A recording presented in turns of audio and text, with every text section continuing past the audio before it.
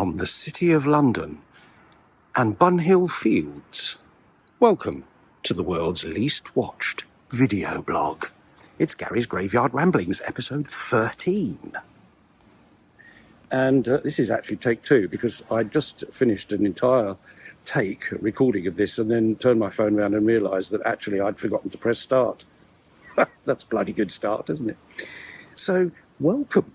And I'm in that London at a beautiful oasis in the City of London called Bunhill Fields. And I'm here, which is a non-conformist burial ground, which means that it was never consecrated by the Church of England, and therefore any old rubbish could be buried here, from plague victims to John Bunyan, whose grave is just opposite me over there, look. And down there is Daniel Defoe's obelisk, him who wrote Robinson Crusoe. So why did I pick here? Well, episode 13, 13, lucky for some. Well, I was born on Friday the 13th, so I had no fear of it whatsoever. And the other thing is that it's reasonably close to where the person who this video blog is going to eventually be about, when I finally get to it, used to live up at King's Cross, which is a gnat's fart away up the road there. And in fact, also, my wonderful friend Phil Cox, he lived in Bath Street, which is just over there, which is a gnat's negligee away from where I'm sitting at the moment in this beautiful place. So I better get on with it.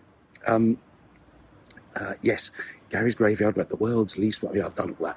Anyway, if I manage to get this done in one take, it'll be nothing far short of a miracle. There are an awful lot of people walking around here, unlike the village graveyard where I should be back next week, I think, for safety's sake, because you never know who's around in these places. So, yes, now, Barbara Kao, who is the feature part of this, we first met at a wonderful organisation called Actors Writers London, which is based in Hammersmith, and it puts on professionally read plays by professional actors, so that new writers can hear their work performed for the first time and then go away and make changes or bathe in the glory of a good performance. Who knows? And we were known as the Back Row Club. Me, Barbara Kao, Joyce Parry, Joan Geary, her of the Mousetrap fame that I told of last time, and Sarah Brown. In fact, not all of the plays are that good. And when it used to be located at Riverside Studios in Hammersmith many, many years ago, there was a play being performed by a hardy cast, it has to be said, called Roses of Picardy.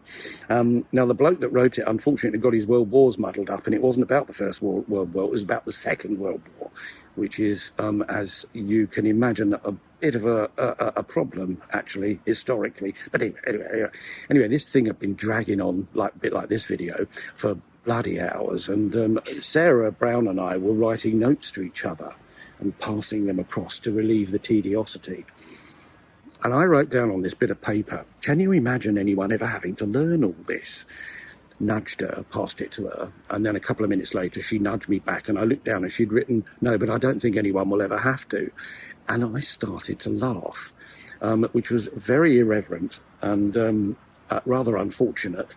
I tried desperately not to break out into a full-blown laugh, and I was buried my head in my hands, shaking, trying not desperately to hold it together. After the performance, which I somehow managed to get through, the writer came up to me and he said to me, I was very moved to see how much the performance affected you. And I think he'd obviously copped my bodily jerks and interpreted it as though I was crying. I very nearly was, it has to be said. So that was not exactly the most glorious moment, but Barbara, bless her, she used to chain smoke Gauloise French cigarette, which smelt like a compost heap. And bless her heart, she used to have a little brass ashtray in her handbag, which she would open, get out, sit there, chain smoke, because in those days you could do. If she didn't like what she was hearing, she'd turn to me and she'd say, well, darling, it's not a play, is it? Bless her. And so many of them weren't. There were some good ones, though, it has to be said. Anyway, back to Barbara. Barbara was a very private person. She was very, very beautifully coiffured and beautifully turned out with silver blonde hair and great fun. Filthy stories, of course, like most old actresses tell. And one day, well, after every performance, by the way, at Actors Writers London, we often used to go over and have a pizza over the road, which meant a very late night. And I used to get worried about Barbara travelling back on the tube to King's Cross late at night, so I frequently used to drive her back in my car and then go back to where I lived in Wimbledon Village at the time, which is a very long way the other way, it has to be said. And I think eventually Barbara thought, I tell you what, I'm going to invite you and Jane to dinner, which she did. Now, this was a rare occurrence. We didn't know anyone that had ever even been to Barbara's flat, let alone been invited to dinner. So we jumped at the chance. I went and picked Jane up, who lived in Barnes in West London, and together we drove over all the way to the mansion block where Barbara lived, just opposite St Pancras and King's Cross mainline stations. And it was a very, very hot summer evening, one of those evenings where you could grab the air in central London and wring the sweat out of it. We climbed the stairs to Barbara's apartment, and she answered the door wearing what can only be described as the thinnest, not very opaque, negligee white gown thing, beautifully coiffed, as of course Barbara always was, but of course. And Jane and I sort of looked at each other askance because it was a little bit uncomfortable. She looked a bit like Kath out of Entertaining Mr. Sloane. So we were led through Barbara's flat to the lounge, on the way noticing that every centimetre of her flat was covered in knickknacks. We had never seen so many china, glass, porcelain ornaments in our lives as was in that flat. Also, just to the right of the front door was what we assumed to be her dining room, with all the lights off, which was a little bit ominous, in which we noticed from floor to ceiling were plastic supermarket bags full of stuff, including cash, which was sticking out of holes and the tops of bags everywhere. Now, if those bags had actually been full of just cash, we could have been talking about hundreds of thousands of pounds. Now, whilst Barbara did have very rich parents who sustained her career, so we were led to understand from Barbara throughout her life, I wasn't aware that she was ever that well off, but it was one of those moments again where Jane and I felt oddly privileged to have experienced what was going on in there. I'm afraid whatever else was going on in there, the dinner didn't appear to be one of them, because we couldn't smell anything. We were led to the back lounge, and drinks were served, and much laughter and stories and what have you. And then Barbara sort of went and disappeared into the kitchen, and Jane and I rubbed our hands and thought, oh, here we go. And then Barbara appeared in the archway of this sort of kitchenette area, which was to one side of the lounge, with a huge platter of Ritz crackers and fish paste. There must have been about 100 of these things on this platter. And Jane and I kind of looked at each other, and Barbara plonked them down, but we were so hungry by that point that we'd have eaten anything, including the platter, I think. So we tucked in, and about another hour went by. More wine, more fish paste, more Ritz crackers.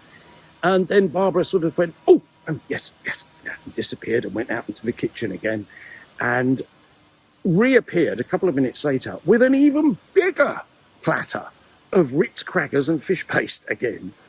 Well, we began to detect a theme going on here.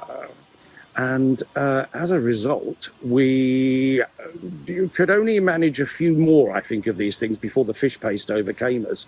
there really was no smell of dinner anywhere by this point. A little bit disturbing.